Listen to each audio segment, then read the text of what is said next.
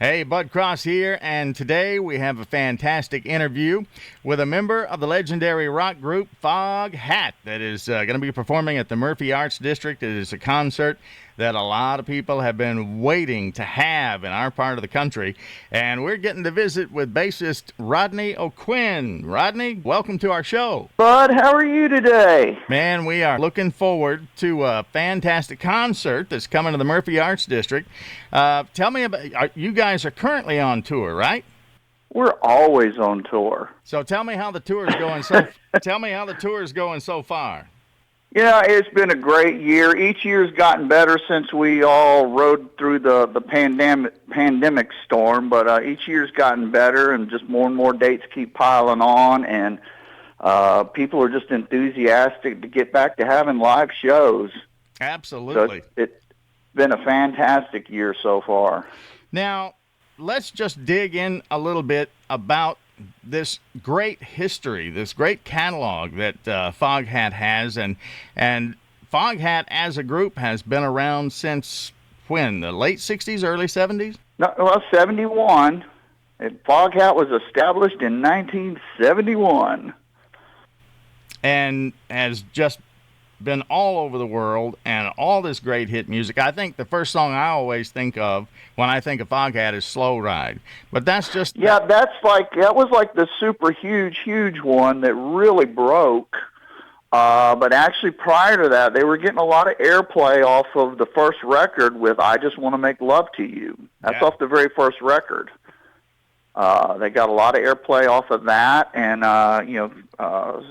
through some of the other albums, we still picked up airplay with Home in My Hand and Sarah Lee. I'm trying to think of what else was on the earlier albums. But yeah, Slow Ride, when Fool for the City came out, between Fool for the City and Slow Ride, things just blew up.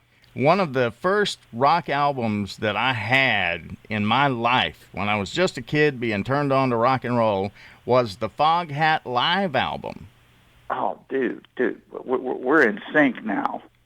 I mean, and you know, I love live albums because it is what you hear. And that was a great era for live albums. I mean, you name it. There was Foghat Live. There was, the first Kiss Alive. There was Frampton Comes Alive.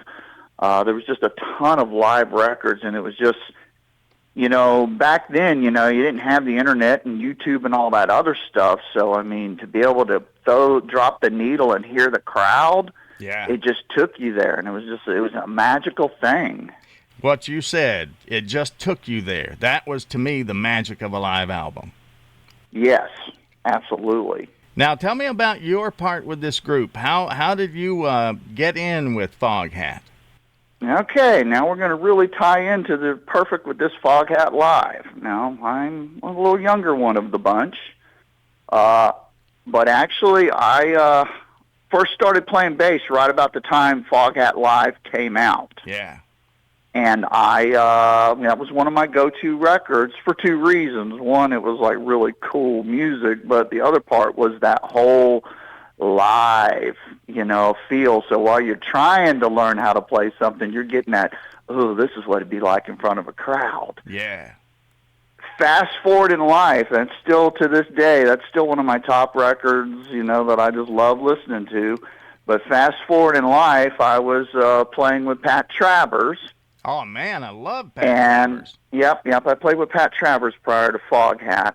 But Craig McGregor, which played on Foghat Live, which was one of my heroes, one of my mentors, so to speak, comes to a Travers show. Because every now and then we would do shows together, but we never got a chance to meet.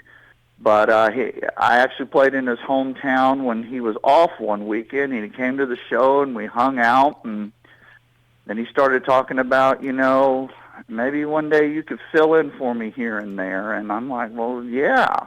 And then a couple of months, later, management called me and, started asking me if I wanted to fill in. Unfortunately, by then it had turned into a health issue with Craig. But after our initial meeting, as Roger always tells the story, Craig instantly called him and just said, mini-me. Yeah. But, to me, to grow up to that record, and it'd be one of my go-to records to actually be handpicked by the man to actually, be his successor. Yeah. Pretty cool. Absolutely. I feel like Mark Wahlberg in that movie Rockstar.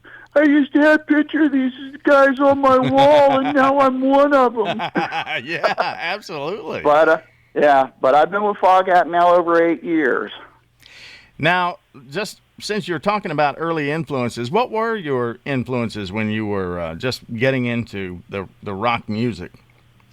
Well, being a bass player, because bass players were very unheard of, so I was like the young kid that played with all the older guys because nobody wanted to play bass, and and if you were halfway decent at it, you definitely had a gig.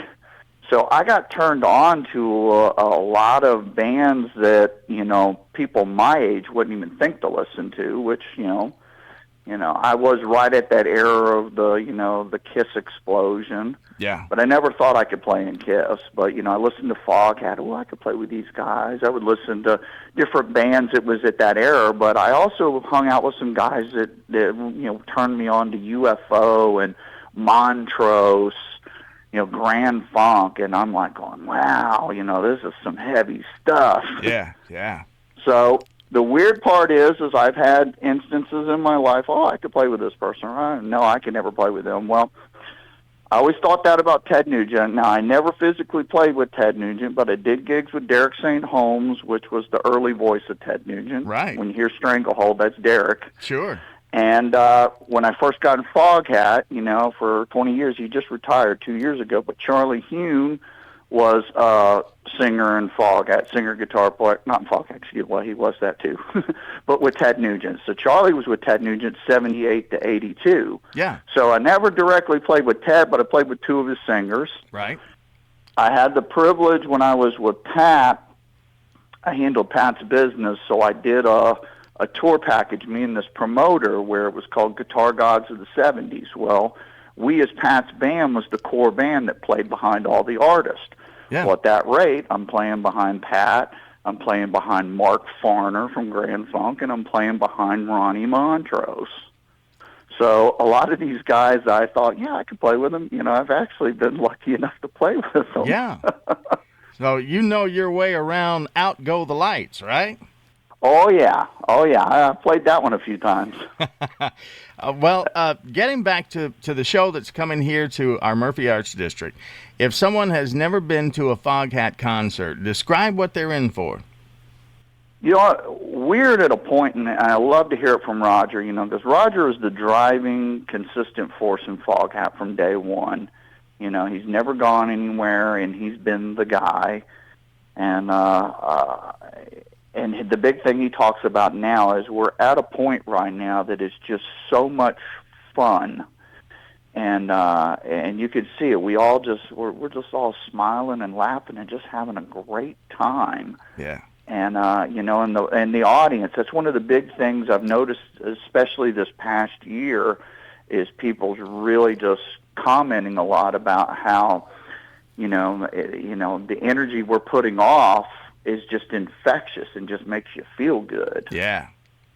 So, but we've been digging stuff out of, obscure stuff. Obviously there's a handful that you got to play. Of course you're going to play Slow Ride, and of course you're going to play Fool for the City. Yeah. I Just Want to Make Love to You. But we've also dug on some of the albums from the 80s. That was right when MTV was killing the music business, but right. Yep. Foghat did do a couple of videos in that era, so we're doing some of the songs like Slip Trip, Fell in Love, Somebody's Been Sleeping in My Bed. So those came off of like the Boogie Motel record and the In the Mood for Something Rude. Great album. And then we're still, paying, tribute to the blues heritage, and the booginess of the Foghat sound. Yeah. And we've got some new tunes that we're playing because we actually have a new release coming out November 10th. We've already released one single called Driving On, and we've got another one that's going to drop here in the next, I think, week or two.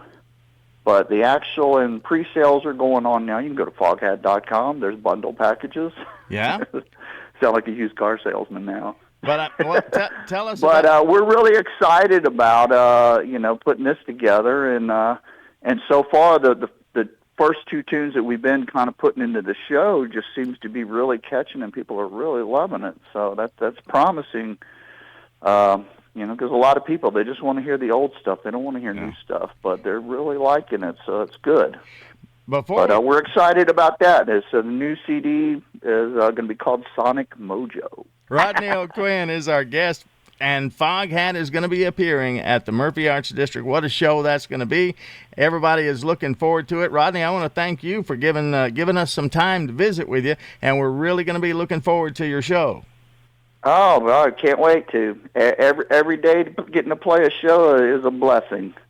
Absolutely. So we're just thankful that the fans still support live music, and we're definitely thankful that people are still supporting the Foghat machine. Ladies and gentlemen, Rodney O'Quinn, bassist for Foghat.